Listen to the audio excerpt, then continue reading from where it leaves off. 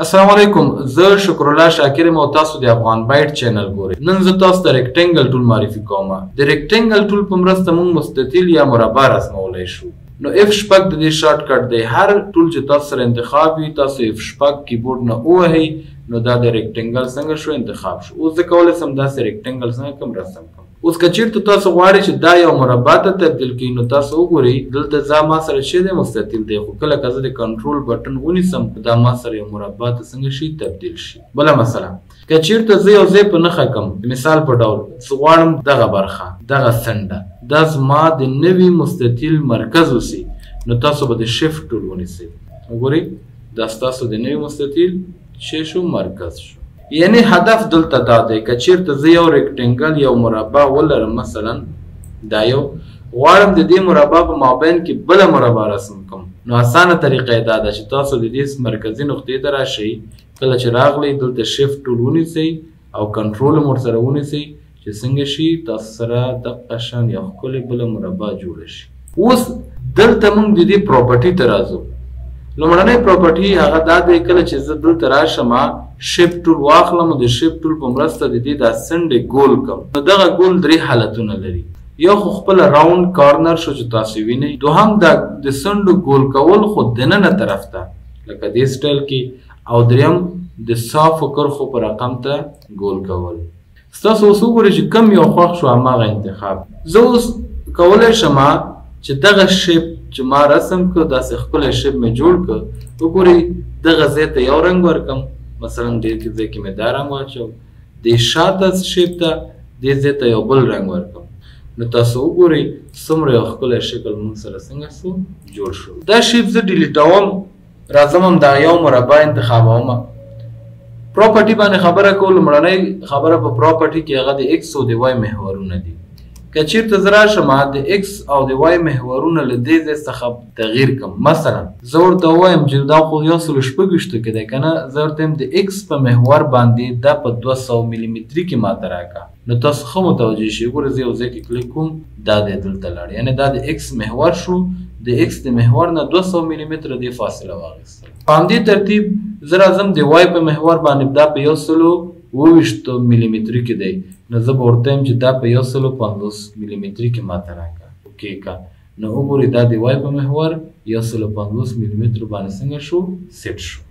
اوس تاسو وګورئ که چېرته زه دا ریکټنګل همداسې کلیک کړم د ماوس په مرسته باندې دې ته حرکت ورکوم نو تاسو وګورئ دلته څنګه کېږي د ایکس او وای په محورونو کې په خپله تغییر راځي. یعنې هدف دا ده چې تاسو په ماوس باندې هم دا په دې صفحه کې انتقالولی شئ او دلته په نمبرو باندې هم انتقالولی شئ. دویم اپشن هغه دا ده که چېرته وغواړم د دې طول او عرض زیات کړم، مثلا د دې طول 122.43 ده، زه دلته راشم د 122 په ځای 150 واخلم نو وګورئ دی مونږ سره څه شو دی طول شو، جګوالی هم 150 اخلم.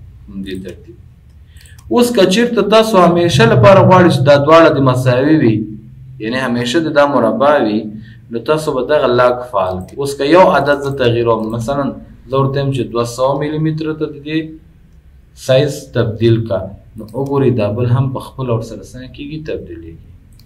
نو هدف دا شو کله چې لاک وسي عرض او طولو کې هر یو چې د تغییر کړه دواړه یو شان څنګه کېږي تغییرېږي. زه به بېرته راشم ورته یم هغه 122 انتخاب کړه دا د 122.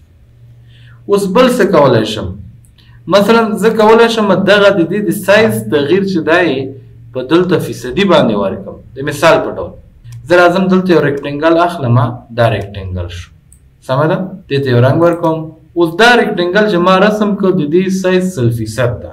اوس که ته غواړې همدغه ریکټنګل دوه چنده کړي نو ته به دلته راشې د 100 په ځای به دلته څه ولیکي 200 به ولیکي. ډېر په اسانۍ به دا څنګه سي دوه چنده به شي. که بیرته زه وایم چې نه دا د نیم شي نو د 100 په ځای به دلته 50 ولیکي. دا د څنګه شو د خپل هغه اصلي سایز چې کوم ما رسم کړی و په هغه وخت کې د هغې سایز نیمه یې ما ته څنګه راکړه. نو تاسو د سایز د بدلولو لپاره د فیصد نه هم استفاده کولی شئ او د ابجکټ سایز نه هم استفاده کولی شئ. بل پراپرټي چې دی موږ سره هغه روټیټ ده. که چېرته تاسو غواړئ چې یو شکل تاو کې روټیټ کړئ، ما مخکې درسونه کې ویلي و چې یو کلیک به د پاسه پې وکړئ او دلته به تاته د روټیټ لپاره دا نښې درکړي. دې ځینې کولی سي چې ته څنګه کې خپل شکل روټیټ. خو که چېرته غواړې چې روټیټ د نمبرو په رقم ته وسي نو دلته به ولیکې 45 درجې، نو په دې باندې کلیک وکړه، دا د 45 درجې دا څنګه شو روټیټ شو. ستاسو خپله خوښه چې په ماوس سره دا روټیټ کوئ او که چېرته راځئ په نمبر سره دا روټیټ کوئ، خو دقیق کار د څه دی؟ د نمبر.